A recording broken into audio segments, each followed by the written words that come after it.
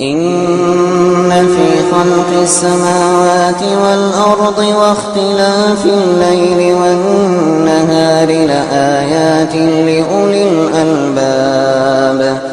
الذين يذكرون الله قياما وقعودا وعلى جنوبهم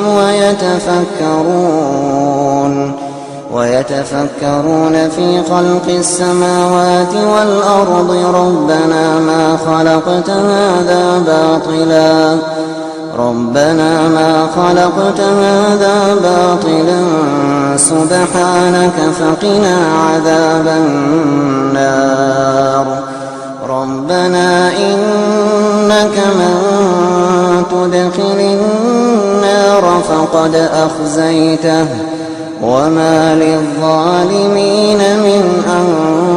أنصار.